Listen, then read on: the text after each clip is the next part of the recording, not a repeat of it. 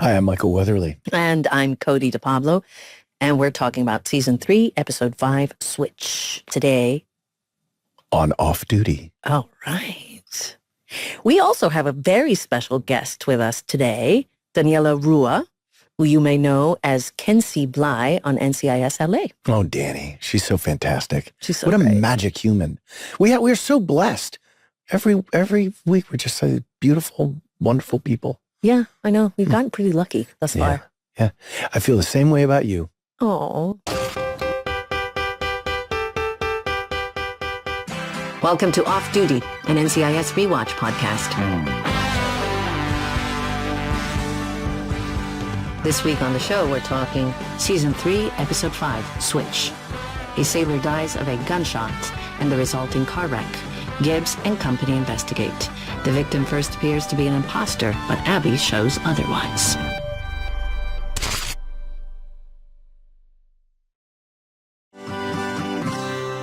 So for context, you guys, at the time of this episode's release, When did October this- 18th, 2005, October 18th. Okay. The Colbert Report premiered on comedy. Oh, shut up. Colbert. But no, it's true. Colbert. Stephen Colbert. Stephen Colbert. The Colbert? Colbert Well, Report. I think I do Colbert- love him. I've never really... Is it Who Ralph premiered? Fiennes or Rafe Fiennes? I mean, people I don't know. pronounce things You still differently. love him. So when did so that's when it premiered? Premiered on Comedy Central. October Really? 2005. Oh my God, 19 years ago. The trial of former Iraqi President Saddam Hussein began in Baghdad. Oh yeah. That didn't end well for him. Well, I think they hung him, right? in today's episode, the team investigates when a petty officer is found shot dead and soon discovers that the victim may have been leading a double life. Double life. Switcheroo, baby. When you read the script, did you see this twist coming? No, never saw it coming. I would say about the switcheroo in Switch, the twist. Didn't see it coming. There were many red herrings. You know, the red herring Yes.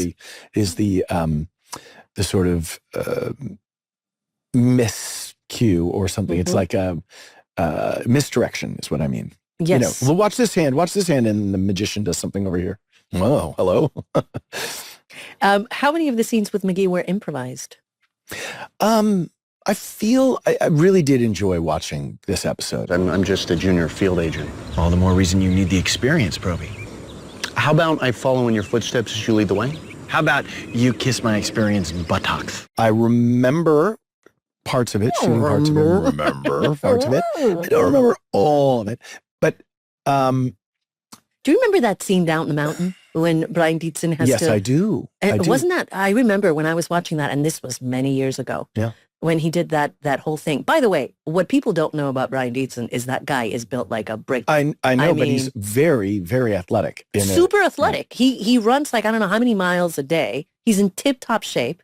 I mean, Yeah. he's Well, got we all are, you know, on the show. Well, especially Brian Dietzen. What I was concerned about when I first started watching the show is scene after scene after scene, I was wearing this mint green shirt, and I just was thinking, we got to change out of that shirt at some point. It was on there for a long time, and then I got caught up in the wardrobe. I started becoming very self-conscious. But what I really enjoyed was the Tony Ziva dynamic inside the Switch episode.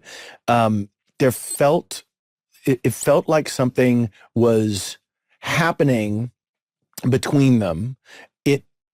There was a level of irritation that was kind of like school kids pulling hair and like playing pranks. But my favorite scene of the whole episode is you and Gibbs in the elevator. White people don't bypass the chain of command. Which is? Me!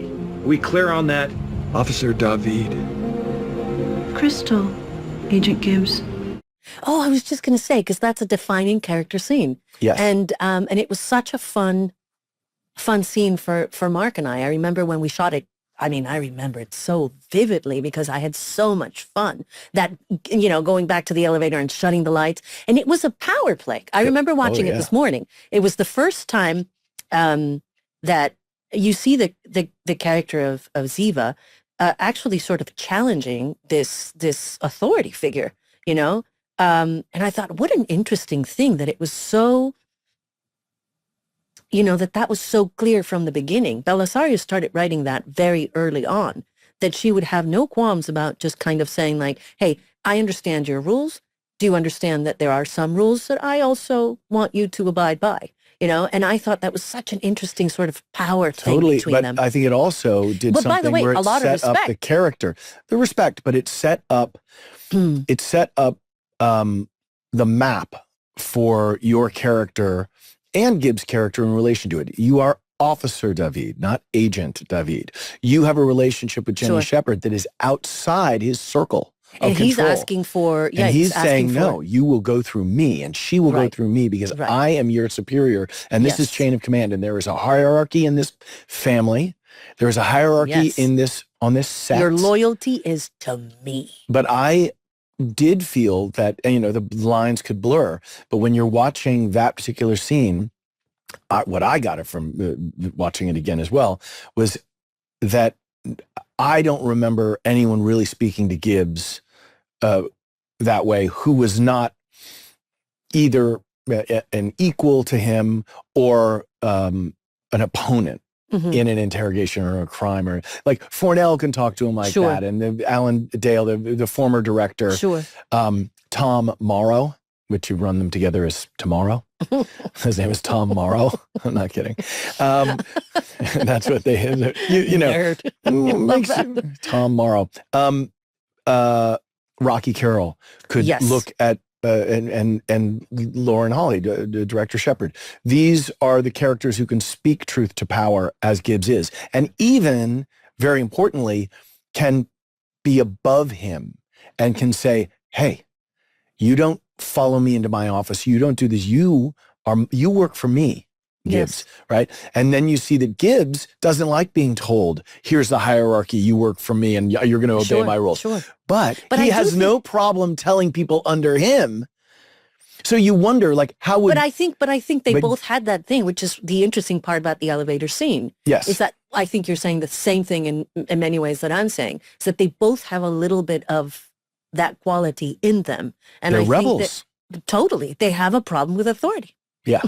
But Gibbs has a problem with authority, but is also demanding that you observe his authority. Demanding. I took the wrong bus this morning. Had to walk from the 18th Street stop. It's a tough part of town. I've been in worse. Won't happen again, Gibbs. I know. And she, in many ways, at the end of that scene, And the end also of that scene demands says, the same thing. and you get It's it. about respect. I don't think she ever had a problem because watching, especially in the early scenes of that episode, when she comes in and she's late and then he, makes it very known that, she's late, you know what I mean?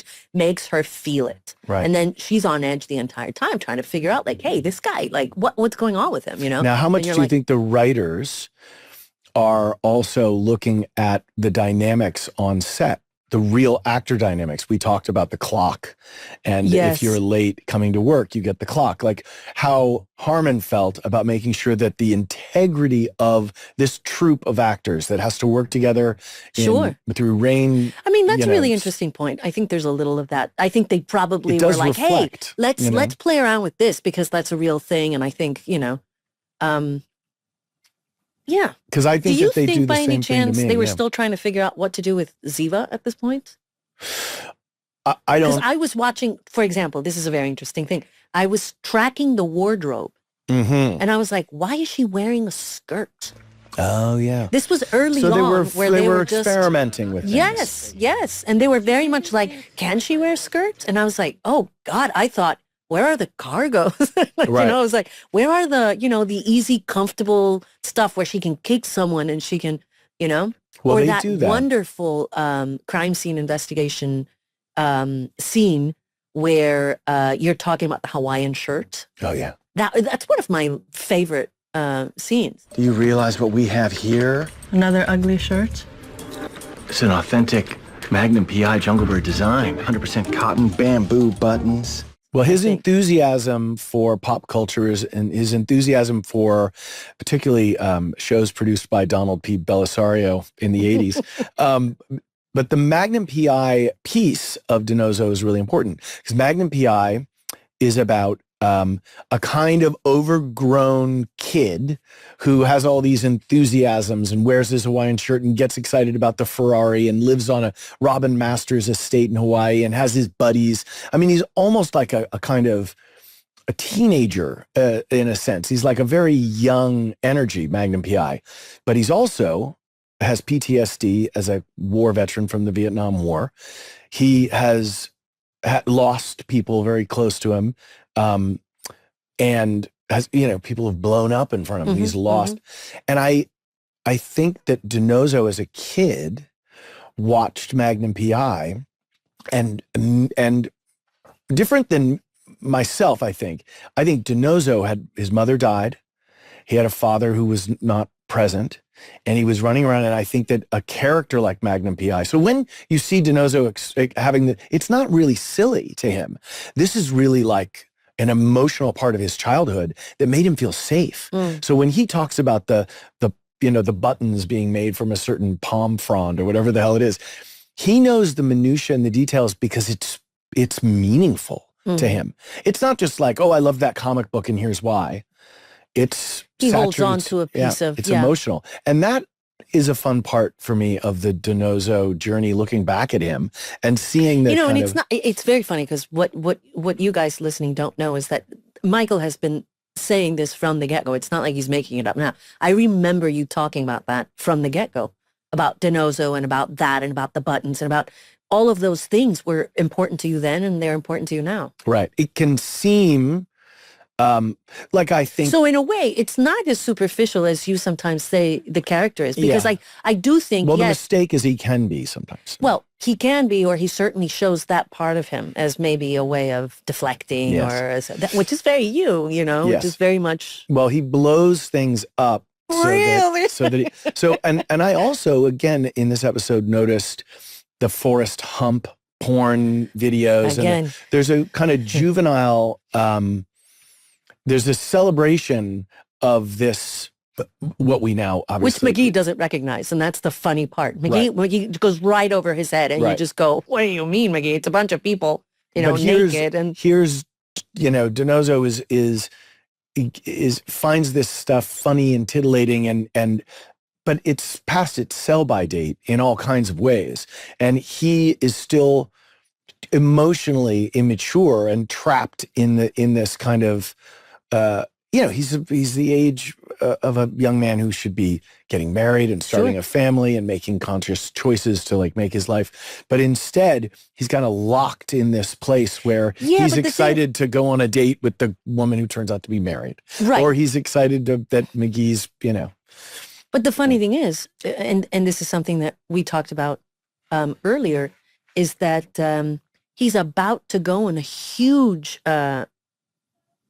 This is early DiNozzo. Right. He's about to go in a huge sort of evolutionary trajectory, right? Which really does change him. It throws him in a totally different direction. Yeah. And his life in many ways is forever altered. Okay, so I want to make a little honorable mention to an actress called Merritt Weaver that we had on the show Switch. Did you know he cheated on me on our wedding day? Our wedding day. Wonderful. She's gone on to have this amazing career. You saw her in a movie that you and I talked about a lot with Scarlett Johansson. Was it Marriage Story? Mm. Yeah. And it was a fantastic movie. And she plays the sister. She's just such a terrific actor. She's so present. She's so, and she's done a lot of stuff. But I remember the interrogation scene when she was in the car. Mm-hmm. You were on the phone with him when he was shot? He couldn't remember pesto and it pissed me off. How stupid is that? We've had really great actors, but I remember in that scene, she prepped for a little bit and then she was fully in that moment. And I'm sure she probably doesn't remember even doing NCIS, but I remember as an actor noticing this actress and being like, it's very hard to do because procedurals, as you know, like, of course, you're playing these sort of isolated moments in which you're supposed to have a lot of emotion and, someone's, the stakes are always pretty high. And she was honest. She never overplayed it. She didn't under it. It was very honest. And I remember thinking, like, she's really special. And the crazy thing about it is she's lying through her teeth because she's a killer. Honey, it's our anniversary.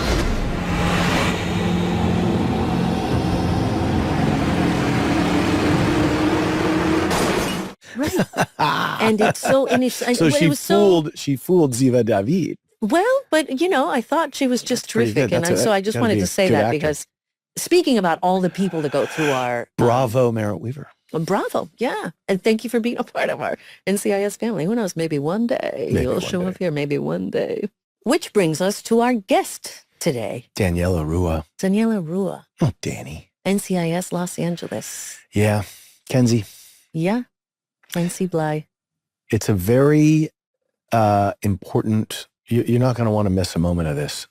Yeah. She's not only a very neat person, really smart, worked on NCIS for 14 years and is now transitioning into directing. Let's share the interview with everybody. Stay tuned. Some would say that that is a difficult working environment. I am not afraid of change. I am not afraid of anything. Deeks, I will come in there and kick your ass. Federal agents, stop! In case you haven't noticed, this isn't just what I do. This is who I am. Federal agents. In fact, they are the only part of his body that doesn't stink. You're not getting away. Again. What, no thanks for saving your ass? My ass didn't need saving. Sounds like you want a second date. Nothing you'll ever have to worry about.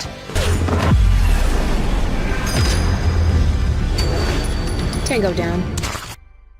This is Michael Weatherly. Oh, and this is Cody DePablo. And we have a very special guest here today. Daniela Ruah from NCIS LA. And from the DGA. And the DGA. Oh, wow. Recently exploring Since her 2020. new talent directing. Mm-hmm. Well, that's pretty recent. Lots of Yeah, it's things very to recent. do. I don't know, it feels like I think it was years and years ago. Heck, if I had developed a new talent by 2020, I'd be talking about it all over. By the way, We, Michael, good luck getting a word in with the two of us. I know. Just But saying. no, I'm totally good.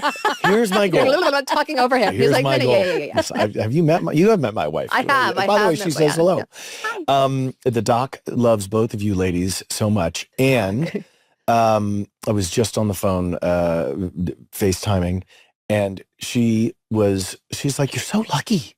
This is like your job is that you get to go and have these cool conversations with people. And I was like, well, she does some pretty cool stuff. This is a great question because where you're from, and you and I have this in common, we grew up in a different country.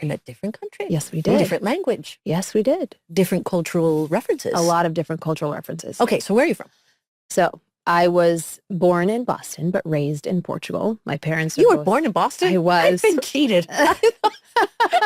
Well, because my parents... I thought you were born in Lisbon. I was like, she's definitely... I wasn't.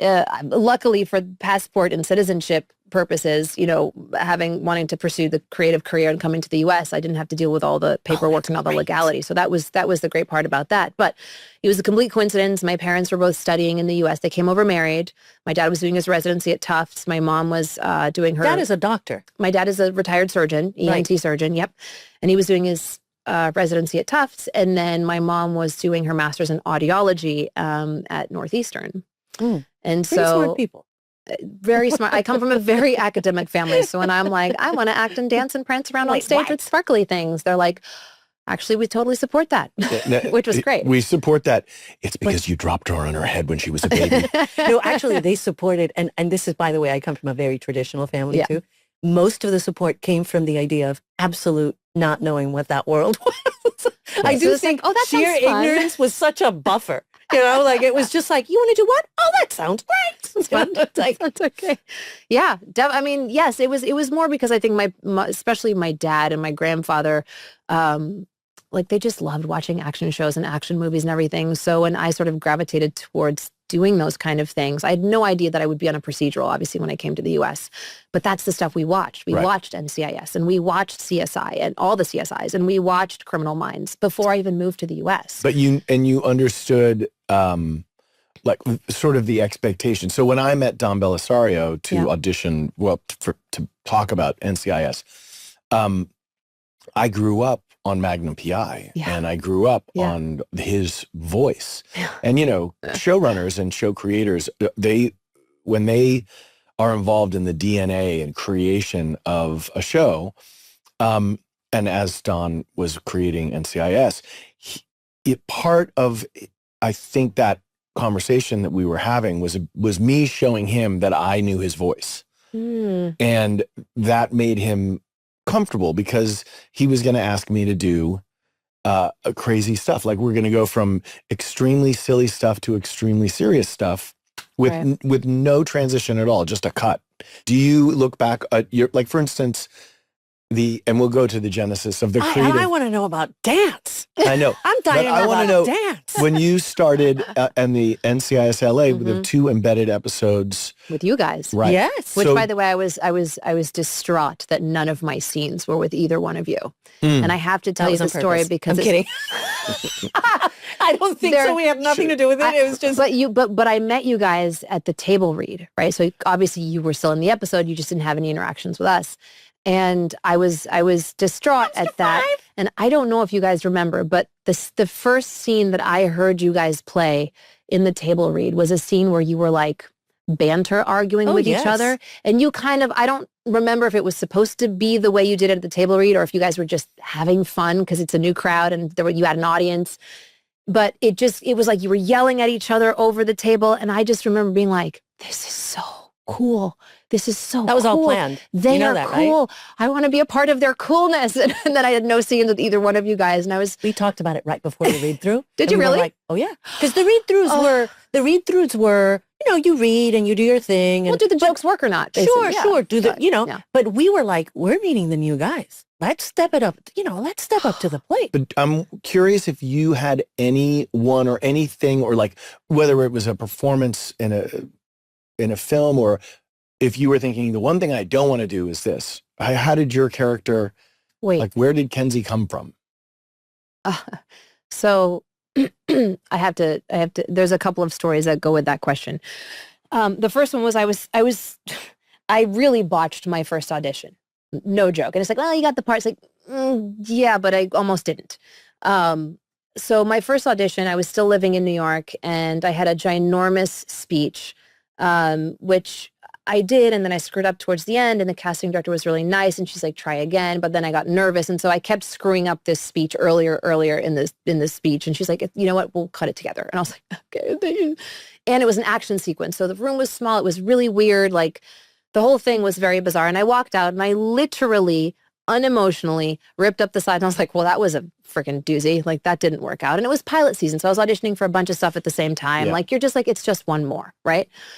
And the funny thing too, I was like, CBS has Criminal Minds, the CSIs, NCIS. Like, there's no way they're going to pick up another procedural. Like, there's no way. Little did you know. Little did I know.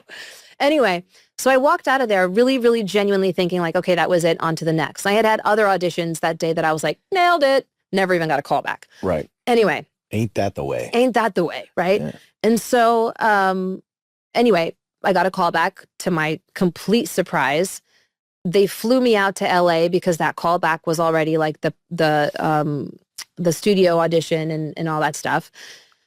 And that in that one I did do well, and I felt good, and anyway, it went well. Obviously got the part. But when we were shooting the pilots with you guys, I remember asking Shane Brennan, who was the creator of our show, and I was like, how did I make it past that first audition? And he was like, well, he's like, you kind of got lucky because they sent it to me on a very, very small video that I couldn't really see very well, but you just had this like international, energy and vibe, which is what we wanted for the character. And so we gave you another shot. So when you say, who is Kenzie? How do you create that? When he told me that they had liked the international, not quite from here, not quite not from here vibe I had, I was like, okay, then let's go with that. Right. So that was one of the first hints of what they were looking for. And then the other thing is there was a complete actual transformation. And this, I will add Eric into this, because when they said she's strong, she's smart, she's powerful, she's this, she's that, I thought I had to act with a stick up my ass. I was like, if she's strong and she's smart, she can't be funny, she can't goof around, she's got to have a straight back. And it affected every part of my delivery, every part of my body language. And I just thought that smart and tough meant a very specific thing. And then Eric you joined. are strong and smart, and you didn't. But as want a to. 40-year-old woman, I now understand that. Like I don't have to show my power because I am it, right? And I say this with no arrogance. I feel confident in who I am as a person and my journey in life. Anyway, Eric joined our show, end of season 1, beginning of season 2, he became a regular. And he was the funny guy, and he would improv, and he would try to make me laugh. And I was still living in that I don't laugh at silly things persona. And Shane Brennan pulled me aside and he said, you know, the audience likes Kenzie because she's been on the show for a year now. And he's like, if you react the way you're reacting to Deeks, the audience is not going to like him and you're kind of an asshole.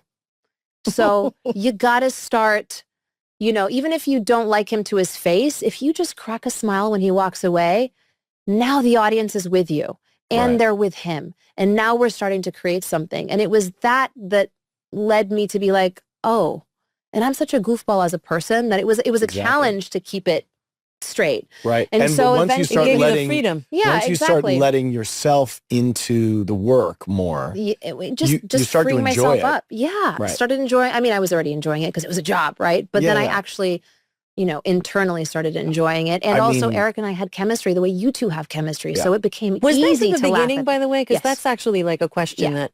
Yeah. So it was definitely from the very beginning. And was it always like, hey, you guys, this is going to go romantic? Or was it just like we had chemistry and then it went there? Or I actually don't know the answer to that question. I don't know. I don't know what they were planning when they brought him on, but we, you know, I've told this story many times before, but I'll say it quickly here, but like our first table read, you know, I thought I was going to be really smart because I didn't know how quick he was, because he's very similar to you, Michael, in that sense. Like I didn't know he was like going to be quick on the improv and on his toes with the comebacks, because he's, you know, he's got a brother who's around the same age and they're both alpha and I was a single child. So I have the thing that I create right there and then, but I have no retaliation if you come back with something too. Right. I have no thick skin. So I went up to him, meeting him for the very first time in the table read. And I was like, so I hear Deeks is supposed to be like muscly and tanned. What are you going to do about it? First thing I ever say to him, not even a hello. Then he looks at me, he's like, I hear Kenzie's supposed to be smart and pretty. What are you going to do about that? And I was like, and I had no comeback, no nothing, but it sort of started what these characters were going to be. And I was like, I have no comeback, but that's really funny. Yeah. You know, and that's just, you know. And that's where it was born. And that was kind of where it was born, is me thinking I'm a smart ass and really no. I was the queen of that. I would be so excited that you do remember there was one instance. Oh, you got to say it. Well, there was a line that was supposed to just be thrown away. He was a good agent. It was about an agent who died. You know, somebody died, and I don't know. You know, it could be so many different things. But it was like Gibbs walking away, and I was like sitting in my desk or something, and I just had to like stand up and say something like, he was a good agent. And at that moment, I was like, well, make a choice. You know, so make a choice. Yeah. Make a choice. And I was like, and I'm going to make it earnest and loud. Oh, so it was just an atrocious. It was so please, what did you do? It was just an atrocious. Just, he was a good agent. It was awful. And as soon as I did it, I was like, oh, somehow it just didn't land. That's the one that aired. No, it didn't. And you guys started dying laughing. All we could say to her was just like, wow, you fully committed? He was a good agent. You know, and it was just so like, it was and like I remember Catherine doing Hepburn it like, meets, yeah. Oh, it was a lot. She was I'm my telling favorite. you, kid, it was a good agent. Yeah. He was a good agent. He was fully committed. You know, to an insane asylum. You can't accuse me of not being fully committed, especially early on. With anything. Oh no, especially early on. Okay, weapons. Did you know how to? Did we even answer any of the previous questions? No, I don't dance. No, did you know how to handle? Had you handled firearms before? No. Okay, so no. The first time I ever saw a gun in person or even touched a gun. Did you freak out? I didn't freak out, but I definitely, you know, I didn't grow up in the United States where gun culture is a thing. So when I came here and I have like a real gun in front of me for the first time, it was fascination. It's like, wow, this is something I've only ever seen on TV before or in movies. And I'm doing a TV show, so everything sort of fit in that sense. And then when before you fire a gun for the very first time in your life, you have no idea what that recoil is going to feel like, you know, so It's definitely nerve-wracking. And, And the then you do it and you're safety like, and the okay. safety of it. And, you know, Yeah. now it's changed over time. And I know on LA, you guys did the muzzle flash would be added digitally later. They started doing that, right? Didn't they? I heard in big, because I did a It big. depends. Like you couldn't fire a weapon next to a school, for example. So if we were Right. if we were having a shootout on a street and there was a school nearby, you were not allowed to fire those guns. We had to not even spark plugs. We would just have to fake the recoil with our hands. Property departments and the people who handle those weapons. You know, obviously we had like a recent huge tragedy, but throughout the history of cinema and television, there have been tragedies, you know, time and time again. And sometimes it's people are fooling around. Which you cannot do on a set. But sometimes, like Emily Wickersham had never fired a gun, and she was standing behind me to the left, and didn't know that the shell flies to the right. To the right, and also the muzzle. That was a full load, and so I felt it rip right through my the went, and I was like, and it was like smoking. I was like, oh. That was awfully close, you know, and she was mortified, but, it was the kind of thing. Can you talk about that moment? Because I think for actors and certainly people listening, that when you don't know and you're caught in those moments, those can be really scary moments and you feel it's the adrenaline that's the dangerous thing. It's you know, you don't realize that just a little pressure from your finger that's enough. can fire the weapon. You don't realize that, you know, when the armorer comes up to you and says, we're going to use quarter loads, half loads, three-quarter load, full loads, that's important to know. And I mean, we had a huge shootout in this episode where we were in a storage container for like the whole episode. Oh, yes. And boxed in. Cody the echo is boxed in, but she forgot to put ear protection in right before. Firing a bullet in here, I mean, it's bound to I've done that before. I did that one time, and it was we had the big metal. M4s, and machine gun fire. Machine gun fire. We were outside, and the same thing happened. I forgot to put my earplugs in, and there was so many stunts and so many things happening at once that I realized it right before they called action. And I was like, if I stop everything now, there's just too many things in motion. Just suck it up. So I knew it was coming, and I was not. So it was not fun. The funniest thing, though, I appreciate military guys listening. When you try to explain to the writers and the director, so there, you know, there's like a half a page of dialogue before the gun battle ensues. But you have ear protection in. Oh, it's so weird. And so you can't. What did you? So suddenly you have everyone talking to each other like this while we're stealthily trying to sneak up on the bad guy's lair. Guys, we have to be quiet. Why are you always making jokes at the wrong time? Oh, Marty Deeks. and then, you know, the script's and then you have bang, bang, bang, bang, bang. And those are my favorites. You have to bang, bang, bang, bang. Bang, bang. Okay, let's talk about dance. We've done it. Okay. You started dancing when you were what? So I, like any little girl, you know, my mom put me in dance classes when I was very young. I was always a show off. I was always like either putting my stuffed animals as an audience in front of me, or I would force I had no siblings. So I really needed attention from the adults in the room. And so I would just go plan a choreography or do something or make up a song and just make people listen to it and whatnot.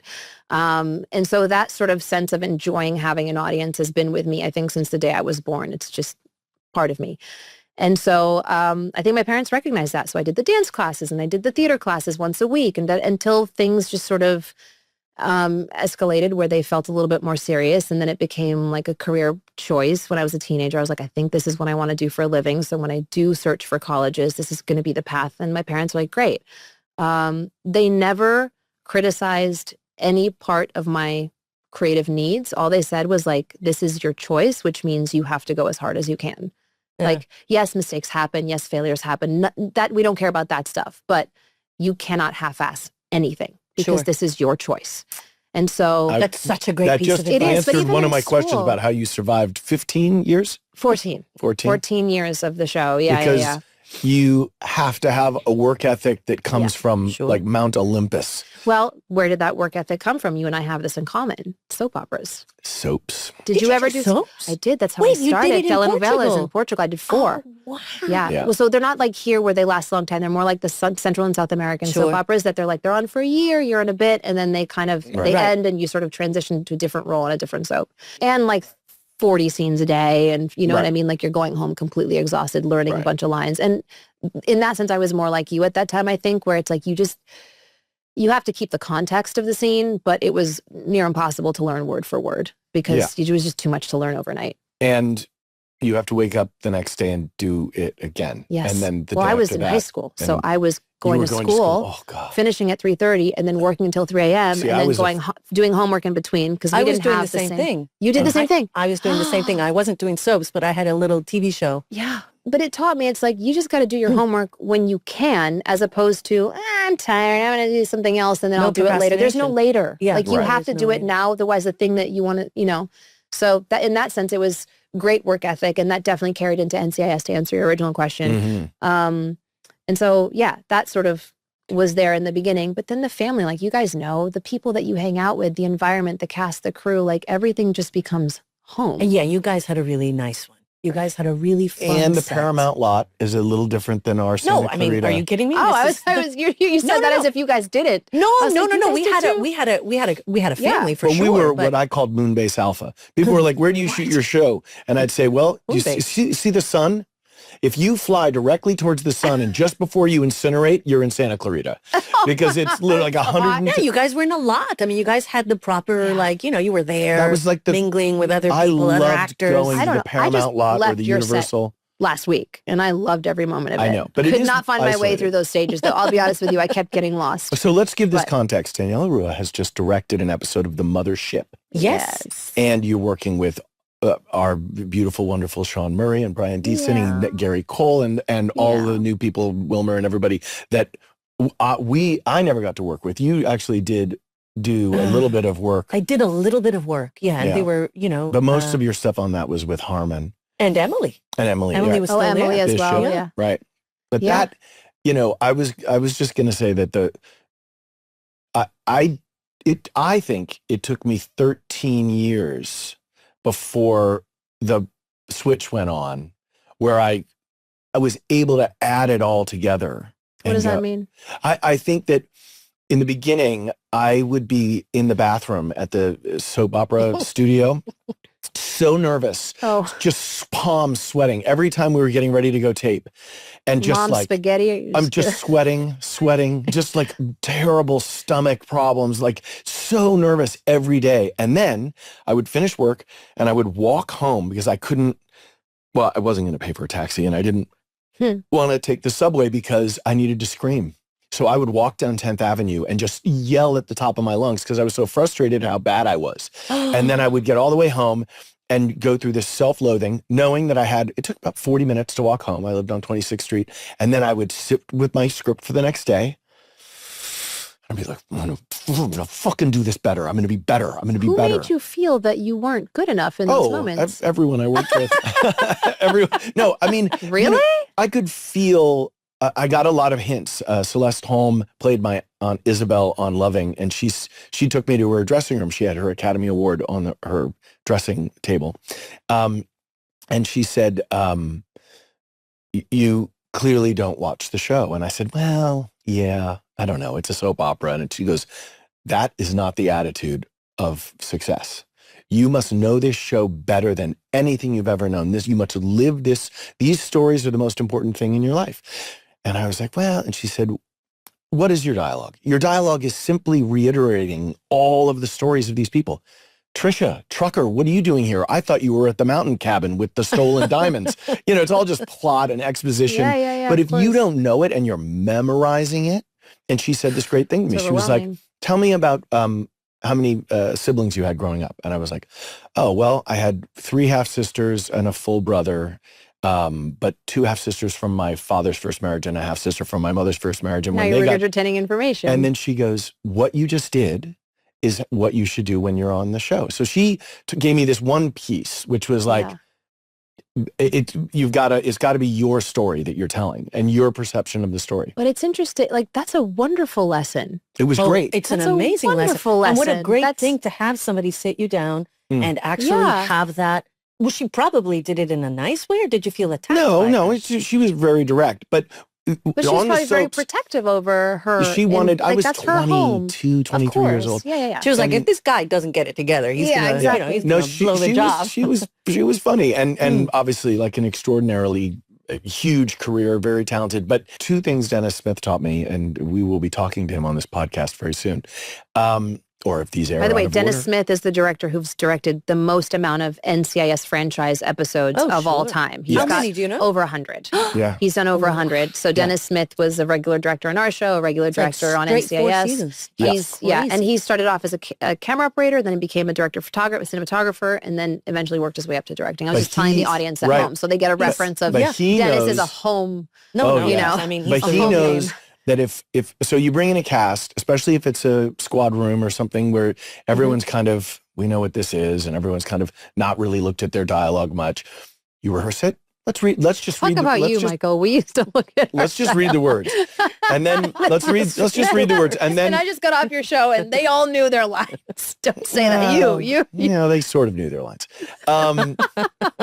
So you can get into a thing, but when you read it and then you read it again and then you rehearse it again and then you rehearse it like a fifth time, you're starting to lay in these tracks and the roads, and you're letting the crew watch things, and so there's a muscle memory that starts to come in. So you're not thinking about reaching for this with the right. You're like, that this is how you reach for the cup, or you say that line, and then once you know it, you go away and you come back, and Dennis does this other trick, which is no rehearsal.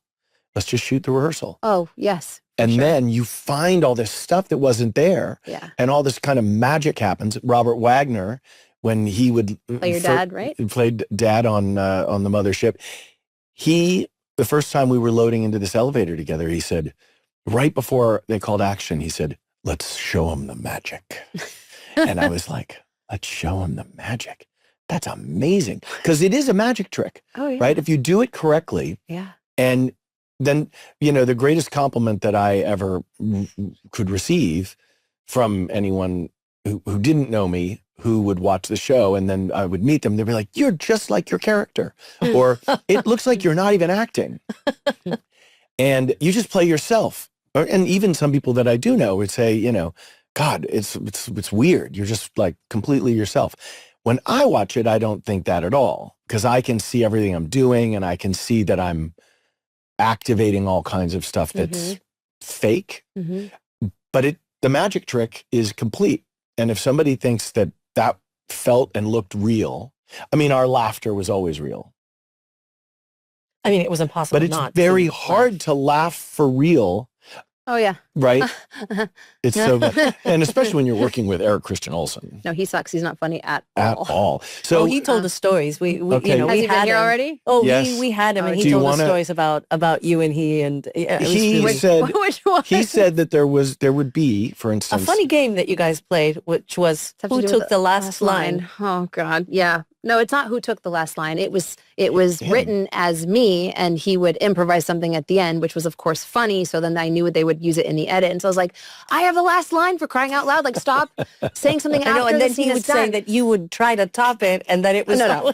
But I can't improvise for shit. I'm an By only the way, child. this I is have great. no We're getting capacity. both confessions, I and they know. just no. we they may track. even do No, but split they screen. track. We're going to do They split track. screen. We're going to do They a compare and track. Well, no, contrast. but I got to tell you, and the funny thing is like, I couldn't even hide why I wanted to maintain my last line as was written. He's like, "But why do you want to get the last line?" He was like trying to provoke something, to continue on with the joke. And I was like, because I want to be the last face people see before we cut to commercial.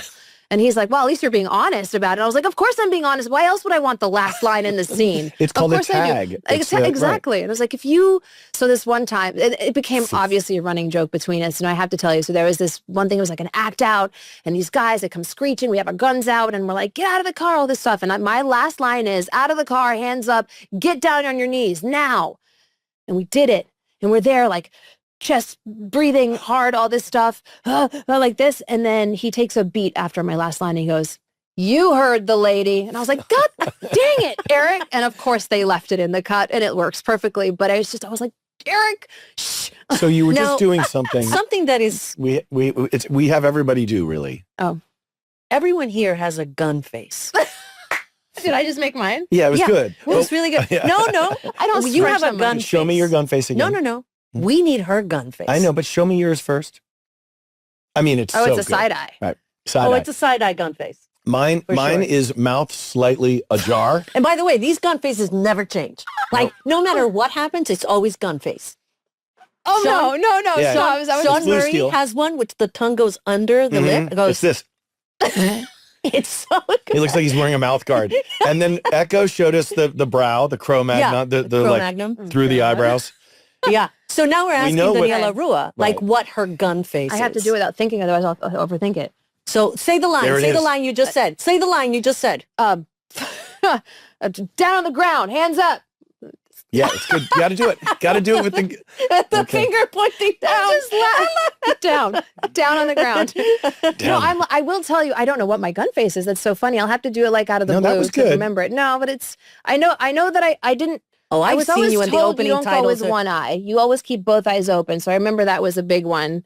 And then I always remember, like, don't blink when you fire the weapon. That's so and hard. It's sometimes impossible. That's almost impossible. Well, sometimes we'd play it back and I would manage occasionally. But the problem is that the 9mm SIG that I would use, sometime once in a while, you'd feel something fire Yes. back in your direction. You guys know this, right? And so our prop guys figured out that if you put a little black tape, like right where the, I mean, such a rookie now, like the thing that you pull back to cock the gun. Oh, come on, honey. You know. Hammer. The hammer. Thank you. Sorry. I didn't Oh my wanna- God. I always- Sorry. I always- the hammer. The Back to hammer. one. And it was just on either side of the hammer, and then I wouldn't get that in my eyeballs. But yeah. Which, by the way, probably added to your luscious gun face. Yeah. It didn't get in the way, meaning like you knew nothing was going to jump at you. So you secured that. You were Confident. just confident in that gun Confident. face. I'll be honest with you. I was Those more gun afraid of face. those shells than anything else. I had to do the scene where I was undercover once, and it was an episode. We were fighting in the gunfight in a warehouse, and it was with a guest actor. Oh my gosh, it was with McMahon from the WWE. Oh. Yeah. And so we were in a scene together, big shootout, all this stuff, and I was wearing itty bitty shorts like Daisy Dukes because I was whatever. I was undercover. That's what you do. Yes, that's what one does. And I'm going to do it here. And I was like crouched down behind a container like this, and I had my gun, and I kind of like reach up like this and fire. And when I bend back down, I pinned a shell, Oh, a hot shell. like a hot shell, like between the bottom of my leg and my thigh. And they called Do you cut. still And I have was like, that scar? Do you still I have that literally- scar? I don't, but for a long time I had like a scab. Do you remember when I got my? Can we talk my- about scars from the The you show? know? Do you remember from the show? when I got my thumb caught in the door when we were shooting down Yes. in the garage, Yes. and I waited until the end of the take, Yes. and they said cut. trained? And then trained I professional. lost that nail. I lost that. It was a very big, dark, like it was. That I was remember that so clearly. yeah. But I had to. I knew not to disrupt because there was a tag. There was like a line, It's like a big and it was a big thing. And I knew that it, came off like of just like you, action, yeah.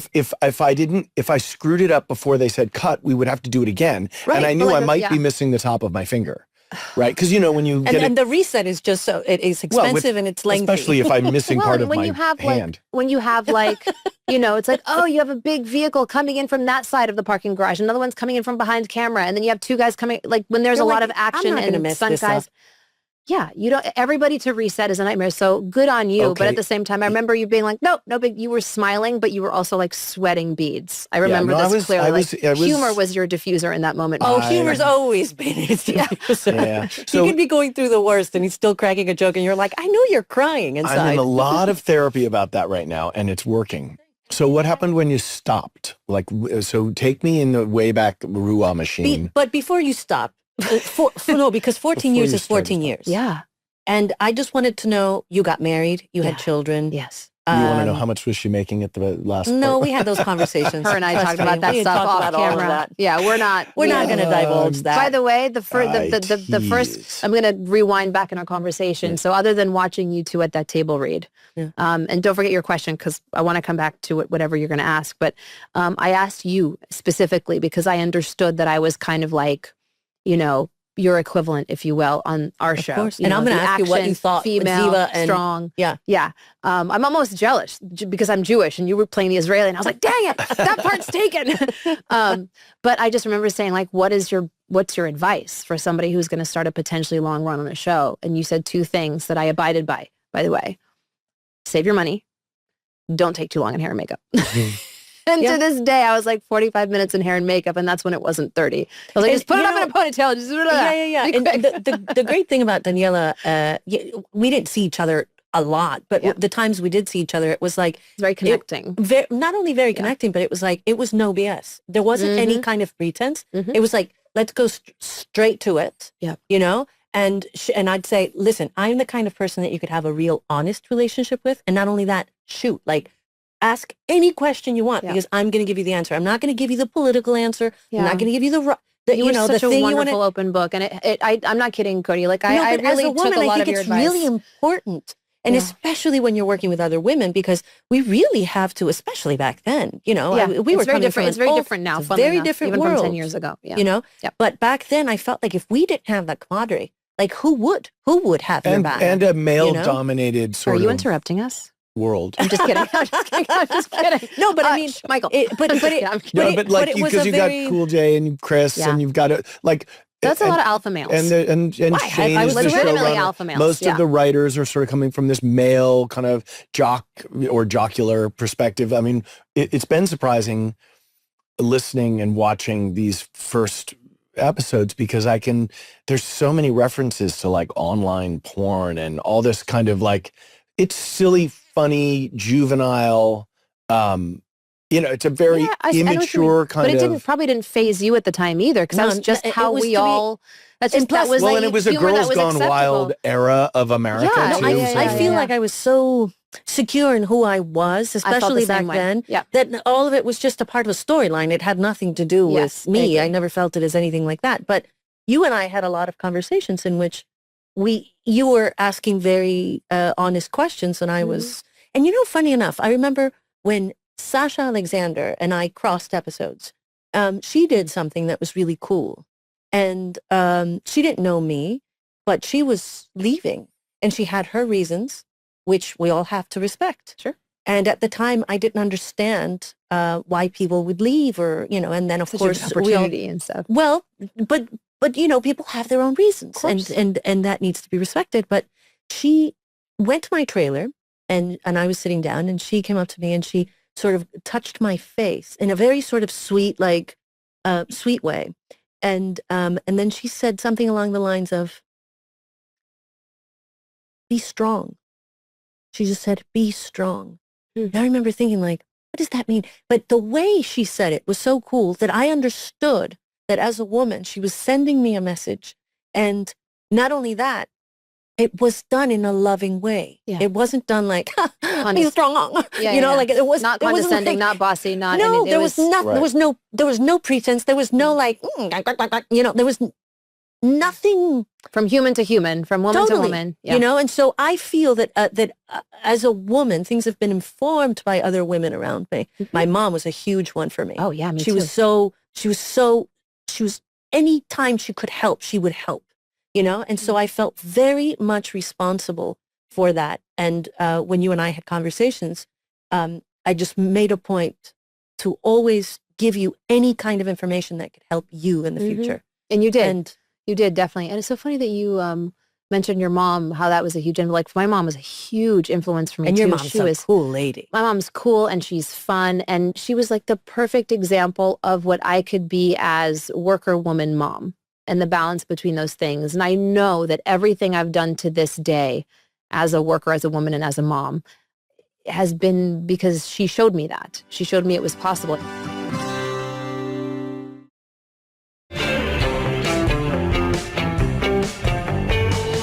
It's time to play a little game called Name That Tool. Michael Weatherly, I know you have thoughts right now. I'm racing through that little I brain. just want to name the tool. While working on NCIS, you encountered a lot of technical objects. Do you remember what they all are? Question 1. Which device is used by forensic experts to analyze fingerprints at a crime scene? A. Spectrophoam. Nope. Spectrometer. No, that's not it. It's not it. Fuming wand. Luminol sprayer. Nope. That's for blood. That's for blood. Electrophoresis machine. An electrolysis machine? That's for no, that's hair to get rid of removal. the. That's for hair Well, we removal. didn't do forensics on our show, so I don't have the... Electrophoresis. I'm going to say D. No, it's not luminol. I'm No. trying to think because I do know that you can use super glue to lift a fingerprint. Oh, it's the fog Oh, one. you It's the guys fog. are Whatever so- that fog. What was the fog one? No, it's the one that sounds like something from Harry Potter. Which one is that? The electrolysis? The wand. Yeah, wand. because it's a Fuming fumes wand. one. That's why I said. That's Fumes, what I fog. said. That's You what I need meant by fumes, fumes. super glue. Okay, fumes so you got it Yeah, right. that's what You I have- you said. said fumes. You said fumes, so you got that because I right. knew the super glue and I think, yeah. All right, question 2. Question 2. What's wrong with the accent today? It's like I feel like I'm all over. Question 2. What device do medical examiners... I can't read. We are You never... read it. Do you want me to ask no you the more question? CBD for you. Oh, before we God, go. I'm so relaxed.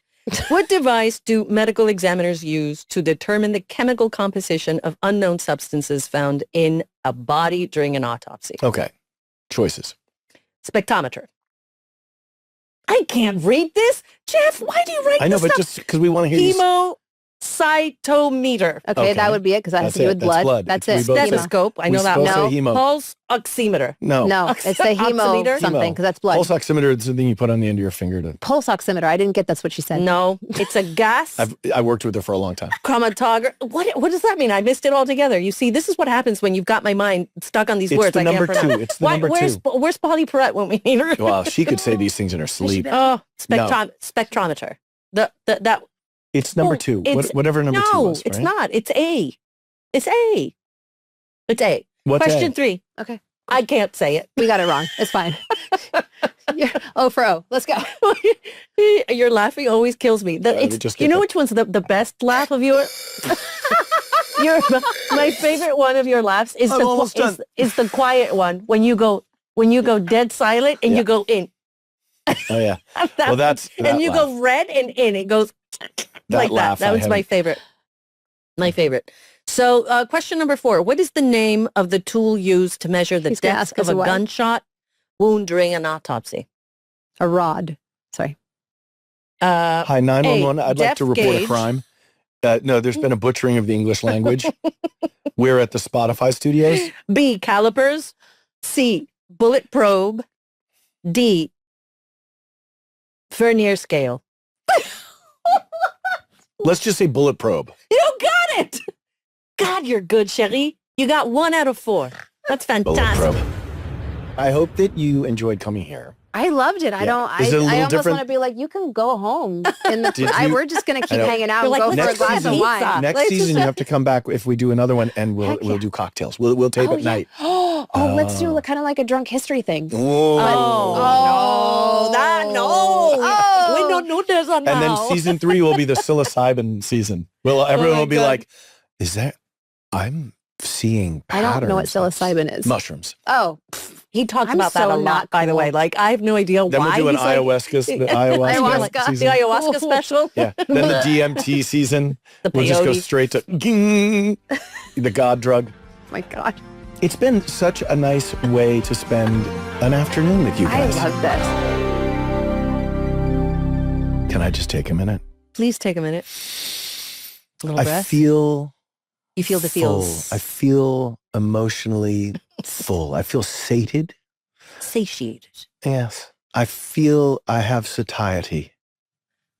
It's a sense of satiety. I think that is a 100% put together human, Dani Ruah, I think she's a really cool lady. with so many things ahead in the future. Totally. And the greatest thing is that she's kind of, she's got all this stuff at home kind of figured out. And to me, that's just such a plus. Yeah. That she's able to have that as a solid foundation. And then she's able to have these dreams that she's still, Accessing. Yeah. Totally. Manifesting. manifesting. Yeah. And that, She's a manifester. and she's quick. She's quick. Oh, yeah. Oh, yeah. And, if only she just were a little more honest. Yeah. she is one honest lady. You're not sneaking anything. And by the out. way, we like honesty. We like honesty, and If you come over here, we want you to show us a little something. show us the truth. Yeah. Show us all. We like it, warts and all. As Robert Wagner said when we were sitting down with our groaning smorgasbord and a glass of wine, we're going to get a little drunk and tell each other the truth. Ooh. Hello? All right. So, fan questions. Did any actors or actresses inspire you to pursue acting when you were growing up? My God. Yes. So I probably talked about this a bunch, but Steve Martin, Robin Williams, that was in, Robin Williams, Mork and Mindy was one of my first favorite TV shows. I loved the Hardy Boys mysteries. So Parker Stevenson and Sean Cassidy. And I got to actually work with Parker on an episode of Bull and told him that I was a Hardy Boys fan, and he was one of my first favorite TV shows. I loved the Hardy Boys mysteries. So Parker Stevenson and Sean Cassidy. And I got to actually work with Parker on an episode of Bull and told him that I was a Hardy Boys fan, and he just stared at me. No, he's the nicest guy in the world. We actually went to the same boarding school, separate years apart. Yeah, a decade apart. So I loved all that, $6 Million Man, like Lee Majors. Oh my gosh. But then as a young teenager, David Bowie and The Hunger, Peter O'Toole in My Favorite Year. And then I swerved back into the comedy with Michael Keaton as Mr. Mom, Tom Hanks in Splash, Bill Murray in Stripes and Ghostbusters, and Dan Aykroyd. And that really brought me up to where I am now in terms of my level of emotional maturity. Ghostbusters. Basically. Who are you going to call? Who was scarier, Mark or Don? Don. Oh, why? Mark was never in the Marines. Oh. Okay. Yeah. No, I mean, if I saw Harmon's number on my phone, I'd be like, oh, what does Mark want? And I'd be like, hey, man, what's going on? If I saw Don Belisario's office calling and Patty was like, I have Don for you, I was like, oh, God, I'd pull my car over. I'd be like, okay, all right, just breathe. Michael, it's Don. Hey, Don, how are you? Please don't hurt me. Please don't hurt me. That's the best. So, that's like your mom. Hi, Don. The best. Yeah, so fear knows no question. Okay, dear viewers and listeners, get your blankets, herbs, and crystals out because it's time for your daily off-duty horoscope, better known as Gibbs Rule of the Day. Gibbs Rule of the Day, rule number 23. What is it? Always be kind and rewind. No, this is actually like it's from the days of VHS. This is like a Gibbs. This is like a Gibbs thing. Like you'll get it when you hear it and you'll be like, whoa. What did he drink? And floss? What did he drink every day? Bourbon. No. And the cup. Oh, the coffee. The coffee. So never mess with a Marine's coffee if you want to live. And I just said, because guess who the real Marine was? Don. Yeah, never mess with that guy's coffee. That must be one of Don's thing. Yeah. Yeah. That must be one of his things. Interesting. Anyway. Or John Kelly.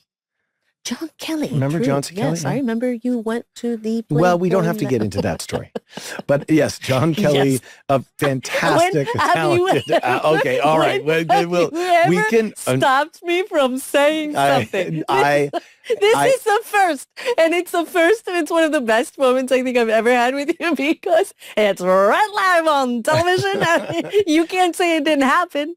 No, I'm not saying it didn't happen. I'm saying not this moment didn't happen. Like you could censor the moment if you don't want to talk about it. That is your choice to make. Just to see the upside. But I loved the reaction to that. It's like didn't happen. There's no reason to get into it. Thank you for being with us. And yes.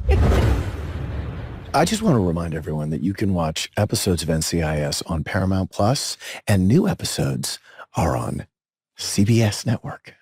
Cherie, next week on Off Duty. Oh my God, this is an exciting one. A Marine sergeant's wife is thought to have been abducted until Gibbs and his team find evidence to suggest that she may have been murdered live on the internet. Huh? Sex, murder, mystery. Sounds like season 3 to me. What more could you possibly want at season 3, episode 6? The Voyeur's Web. Ooh. Foof.